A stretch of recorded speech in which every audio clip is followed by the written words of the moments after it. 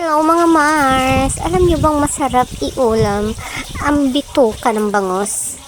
Hali kayo, samahan niyo ako magluto. Siyempre, una, kailangan hugasan niyo munang mabuti yung mga bituka. Nalinisan ko na din nga pala yan. Tinanggal ko pa yung mga ilang bituka na medyo hindi kagandahan yung itsura at hindi kaaya-aya yung amoy. Dapat maraming beses niyo siyang hugasan. As in, medyo mawala-wala na yung mga redness niya sa tubig.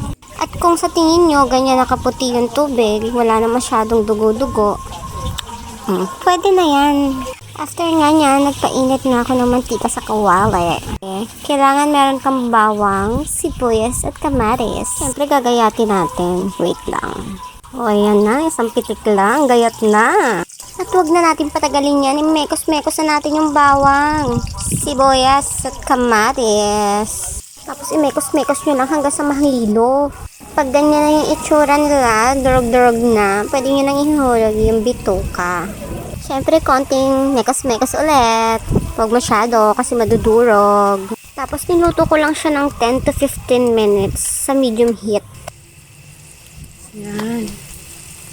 Sarap. Parang na prito. At napakaingi pa nga ni Joshua. Nakakairita. Pag ganyan ang itsura niya, sa tingin nyo medyo toasted na. Ay, chibo ka na. Kain tayo mga Mars. Sarap na.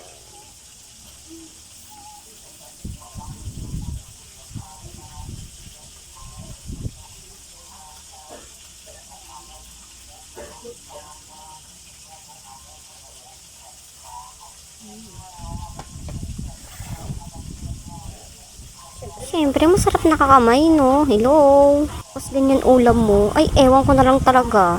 Kaya try nyo to. Mapapadami talaga kayo ng kain. Kawawa talaga yung mga manganganak ngayon.